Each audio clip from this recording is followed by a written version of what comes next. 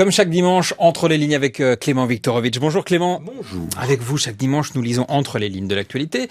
Et cette semaine, vous revenez sur la rencontre en format Saint-Denis qui a réuni vendredi les chefs de partis politiques autour d'Emmanuel Macron. À l'exception notable toutefois d'Olivier Faure pour le PS, de Manuel Bompard pour la France Insoumise et d'Éric Ciotti pour les Républicains. Mais cette stratégie de la chaise vide est-elle seulement pertinente? C'est la question que vous vous posez aujourd'hui, Clément. Oui, la stratégie de la chaise vide, c'est effectivement ce à quoi on a assisté à l'occasion de ces deuxièmes rencontres au format Saint-Denis. Alors, une fois n'est pas coutume, commençons, pourquoi pas, par un peu d'histoire. En 1965, le président de la République française, le général de Gaulle, entre en conflit avec la Commission européenne.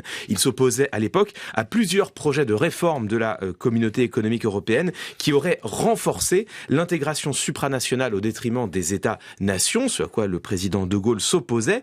Il décide alors tout simplement de boycotter les organes européens, puisque à l'époque les votes devaient être tranchés à l'unanimité. Il suffisait en fait que la France ne soit pas représentée pour que l'ensemble du processus décisionnel européen soit bloqué. Après 6 mois de bras de fer, le général de Gaulle obtint finalement gain de cause. C'est ce qui a donné son nom à la politique de la chaise vide, refuser de se présenter à un événement pour empêcher que des décisions puissent y être prises, ou à tout le moins pour en saper la légitimité. Et c'est ça qui s'est joué avec les rencontres de Saint-Denis? Oui, exactement. C'est ça qui s'est joué, saper la légitimité de ces rencontres, mais pas pour les mêmes raisons selon les oppositions. Le Parti socialiste et la France insoumise ont mis notamment en avant leur volonté de ne pas cautionner une réunion dans laquelle était discutée la possibilité d'élargir le champ du référendum aux questions de société, au premier rang desquelles, et c'était explicitement mentionné, les questions d'immigration. Ouais. En ce qui concerne Éric Ciotti, en revanche, il a justifié, lui, sa défection par l'absence d'Emmanuel Macron à la marche contre l'antisémitisme. Alors,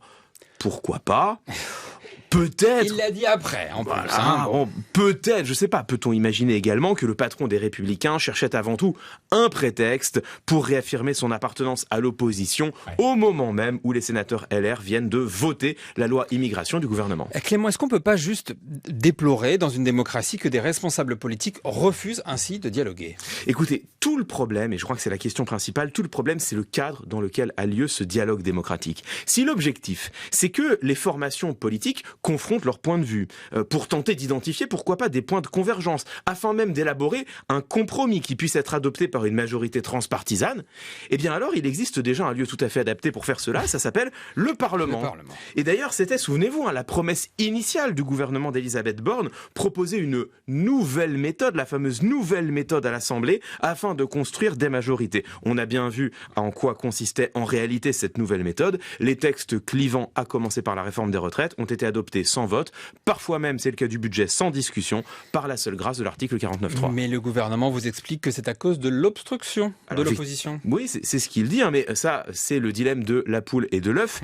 Est-ce que c'est à cause de l'obstruction qu'il n'y a pas de véritable délibération, ou au contraire, est-ce que c'est parce que le gouvernement n'a jamais rien voulu céder que les députés de l'opposition ont fini par se résoudre à faire de l'obstruction? En tout cas, moi, ce qui me semble particulièrement problématique, et il faut revenir à cela, c'est de voir le chef de l'État multiplier les institutions créées de toutes pièces autour de sa personne pour servir les besoins politiques du moment. Attendez, vous dites multiplier, ça veut dire qu'il y a eu des précédents à Saint-Denis? Alors oui, c'est le moins qu'on puisse dire. Aujourd'hui, c'est le format Saint-Denis, mais souvenez-vous, hier, c'était le Conseil national de la refondation. Le fameux CNR. Absolument. Pendant la crise Covid, c'était le Conseil de défense sanitaire. Pendant la crise des Gilets jaunes, c'était le grand débat national. Autant d'inventions spontanées et éphémères qui, non seulement, n'ont pour la plupart d'entre elles influencer en rien les décisions du gouvernement, mais de surcroît contribuent à marginaliser ce qui devrait être le lieu de la délibération démocratique, précisément les assemblées parlementaires.